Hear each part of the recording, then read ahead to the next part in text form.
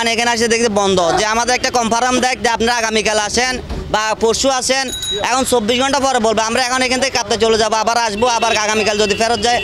আমার আম্মাকে নিয়ে আসছে, অনেক কষ্ট হইতেছে, আমার পরীক্ষা পাইতেছি না। তো আমাদের একটা কনফার্ম দেখ যে আমরা আপনি আগামীকাল আসেন না পরশু আসেন, ওরা কনফার্ম দিতেছে না, আমাদের সাথে কথাই বলতেছে না। কিন্তু এখানে আগে দেখতে পেলাম ঢুকতে দিচ্ছি না, কিছু কিছু লোক ঢুকাচ্ছে, হয়তো আজকে হবে না এরকম বলছে আর কি। ভোগান্তি বলতে ধরেন অনেকে দূর দূরান্ত থেকে আসছে, সবাই তো আর সিটির ভিতর থেকে আসতেছে না, তো যার কারণে হয়তো হয়রানি হবে না। আমাদের অপারেশনের রোগী আর কি, আমি এখন ফলাফলের জন্য আসছি, এরপর ওনারা এখন বলতেছে যে এখন ইয়ে না।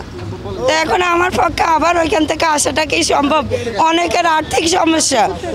লক্ষ্মীপুর ডিস্ট্রিক্ট, লক্ষ্মীপুর আমাদের, ওইখান থেকে আসছি আমি, অপারেশনের রোগী রেডি না, নোয়াখালী লক্ষ্মীপুর আর কি, ওইখান থেকে আসছি।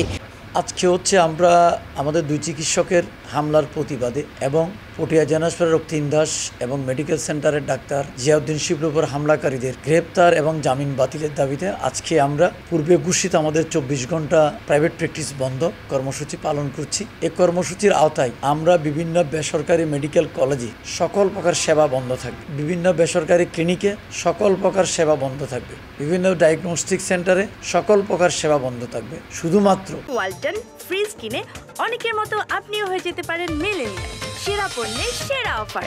ক্লিনিকগুলোতে, বেসরকারি মেডিকেল কলেজ হাসপাতালে গত রাত পর্যন্ত যেই রোগীগুলা ভর্তি হয়েছে তাদের চিকিৎসা সেবা যথারীতি চলবে। বেসরকারি ক্লিনিক হাসপাতাল, বেসরকারি মেডিকেল কলেজ হাসপাতাল, এইসব জায়গায় আজকে নতুন কোনো রোগী ভর্তি হবে না। আর রোগী যেহেতু চিকিৎসকরা আমরা আজকে প্রাইভেট প্র্যাকটিসে করব না, বেসরকারি ক্লিনিক হাসপাতালে রোগী ভর্তি হলে ওটা দেখতে যাওয়াটা এটা প্রাইভেট প্র্যাকটিসের আওতায় পড়ে। সুতরাং আমরা আমাদের আজকের দিনে আমরা কোনো প্রকার প্রাইভেট প্র্যাকটিস করতে পারব। তদ্রুপ বেসরকারি যেসব ডায়াগনস্টিক সেন্টার আছে, গতকালকে পর্যন্ত যেসব রোগী এন্ট্রি হয়েছে ওইসব রোগীর রিপোর্টগুলো ডেলিভারি দেওয়া যাবে। আজকে যেহেতু আমরা যদি রক্ত সংগ্রহ করি, আমরা কোন এক্সরে করি টেকনিশিয়ানরা, কিন্তু আপনার ডাক্তার যেহেতু রিপোর্ট করবে না, প্রাইভেট প্র্যাকটিস করবে না, সুতরাং ওই সেবাগুলো ডাক্তার পাবে না, রোগী পাবে না।